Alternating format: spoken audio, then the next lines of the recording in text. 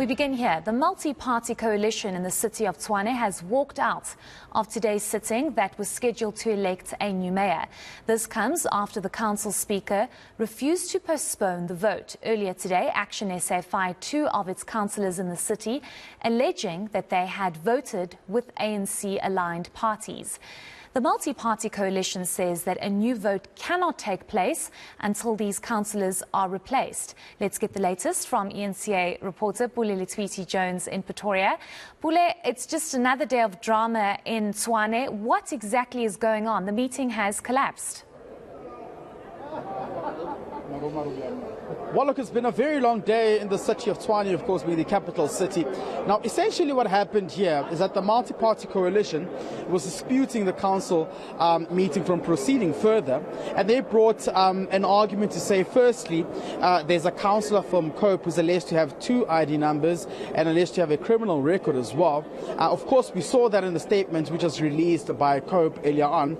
Then secondly, they were also against the fact that there were still 2 councillors from Action SA who had their memberships terminated by the party, and therefore they want the speaker to actually evaluate the expulsion status of those councillors before proceeding further to the item whereby we would see the nomination of a mayoral candidate, then subsequently see a mayor being elected. It's been over a month now since we haven't had a mayor in the City of Tshwane, but to get a reaction about what has happened, we're going to speak to the ANC regional chairperson, Mr. Eugene Bones Modise, because we know now that the council session has collapsed. Mr. Modise, thank you very much for speaking to us this evening on eNCA. What happened? Good evening, Pule, and good evening to our viewers. This was a deliberate move of the DA coalition. They planned this. We had information that they were having a meeting in the morning in Rival to disrupt the process. They knew that today is a special meeting, special council meeting, only ring-fenced for electing a mayor. And in the process, they raised objections, orders, and what have you. They called for caucus, several caucus, nonsensically, because they knew that they don't have numbers. And later they realized that we were getting closer to election. When the speaker was about to hand over to IEC, they then disrupted the meeting. They spoke about the COPE. COPE doesn't have 2 IDs. In IEC, it's only 1 ID number. And then they have given the letters through email after 10 o'clock, which the meeting was scheduled for 10 o'clock. They received the emails later than 10 o'clock for them to be not to be part of the council meeting, which is something strange and funny. And then the Action SA guys remained in council because their seat have not been declared vacant. So we proceeded with the meeting. We were accommodative, we were tolerant from the whole day, but now they decided to walk out. So we counted our numbers, we were 106. They knew that we won't form quorum deliberately, but they are scared for going to a secret ballot. So they disrupted the meeting. But this is against the order which was given in favor of them. When the court said we must not walk out of a council, we must remain in council, exhaust all items of the council. So they did this because they don't respect the law, they don't respect council, they don't care. The city has been dry and thirsty for leadership. And now it's 7 years of drought. There's no funds. We have no money in the city. The city is in tatters. There's no service delivered. So those people, they don't care about the resident of the city. Coming into this meeting, were you ready with the mayoral candidates already? Because we're being told that there was a bit of a confusion between whether you fielded someone from COPE or PAC. No, there was no confusion. We were just tightening the knots in the morning. Our candidate is Molandwa, Councillor Molandwa from the PAC. There was no confusion. And why not COPE this time? No, COPE doesn't have an entitlement to become a mayor. All of us, we are entitled to do so. We gave them an opportunity. We were disappointed by the doctor. We know the conundrum. So we gave it to the PAC, our own African brother. Yeah. What do you speak about the issue of the court judgment which compelled you to come to court? Of course, this was also taken to high up to the Constitutional Court. What happens now? The DA, of course, will not return, therefore not reaching quorum. Essentially, then council collapse. Are you now going to court, or will you be writing to the provincial government to urgently intervene? We are going to approach it in a 2-pronged. We are going to write to the MEC of Kokta, and we have already told the city manager to activate that order, to compel them to be in council. in the next meeting. There hasn't been service delivery in the city of Tshwane. I mean, the adjustment budget hasn't been passed as well. Is this something which is severely worrying you as well in terms of the residents? I mean, you go around, there's potholes everywhere, grass not being cut, street lights not working. It's chaotic. Why don't you guys come together and pave a way forward? We are deeply concerned. The reason why here is that we want to constitute a multi-party government of unity in the city. We are concerned more about the adverse finding of the report, AG report. They don't want to come to council because they must answer about the 10 billion rents which they didn't account for. So it's adverse findings, it's the recording of Randall Williams, is undermining the court order, the judgment which was in their favor. So it's a toxic world which is created deliberately by the DA coalition. Just lastly, have you taken disciplinary measures as the caucus leader against that video we saw going viral where some of those who are aligned to the ANC are accused of breaking a finger of a DA councillor member?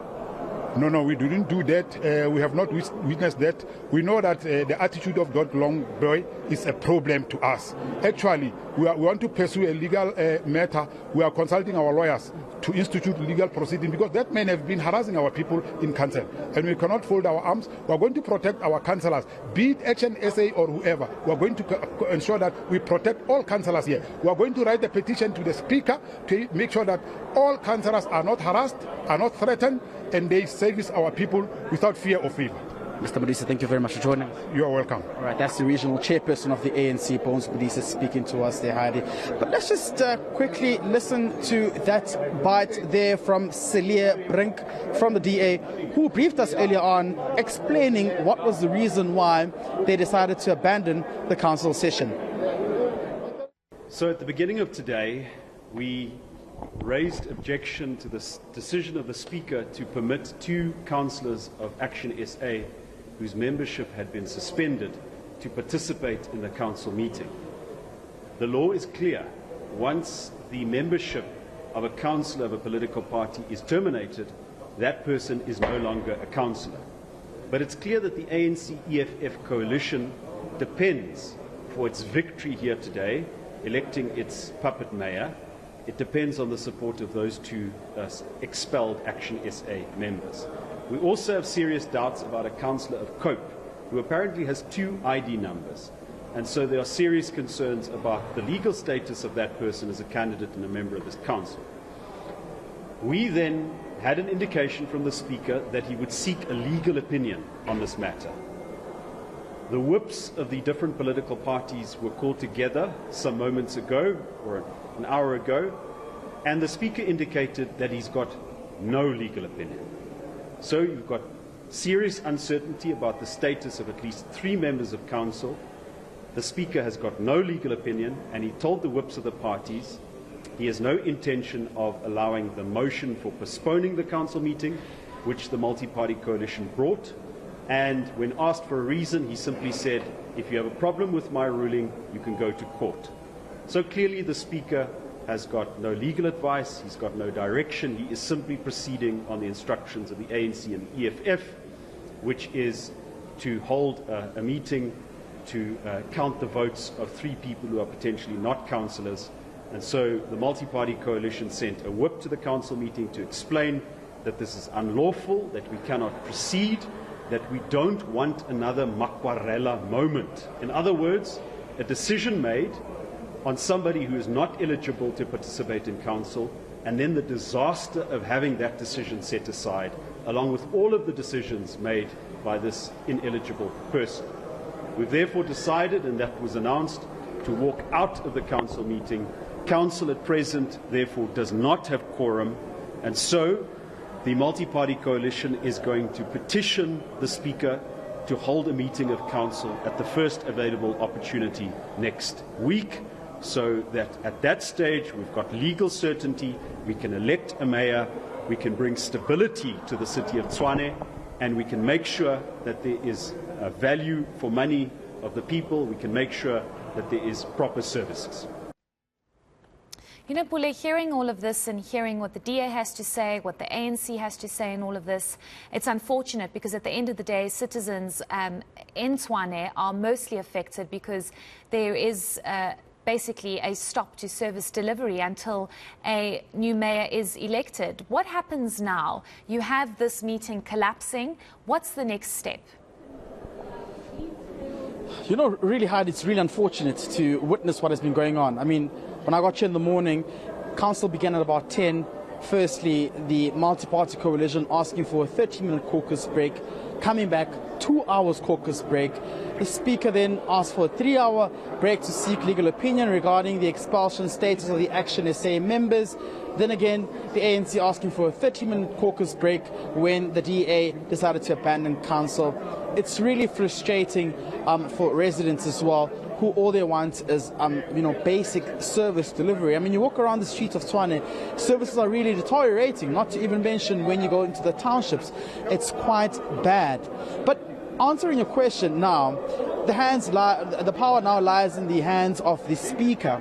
He has to now come back and issue a notice of when the next council speaking will then convene. The DA has proposed Wednesday. Of course, we know this may be a long weekend. On Tuesday, it's a public holiday. And they've also cited reasons why they cannot have it on Monday due to the potential national shutdown that could take place, hence why suggesting Wednesday as a suitable place. But one must mention they are running out of time to pass the adjustment budget and therefore appoint the mayoral committee.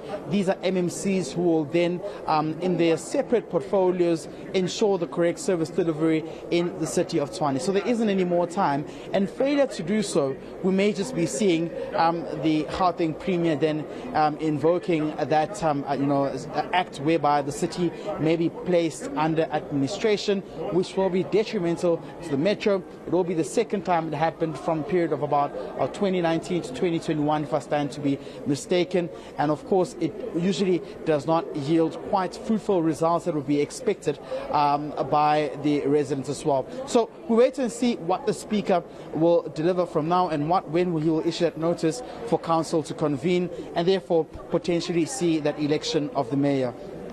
Absolutely shocking conduct by these political parties. We just do hope that it is resolved sooner rather than later before this metro is placed under administration. Thank you so much for that update. That is our reporter Pule Letshwiti-Jones, and hopefully the speaker will make a decision to reconvene this council meeting very soon, because the city has been without a mayor for some time now. It's just shocking. It's completely unacceptable.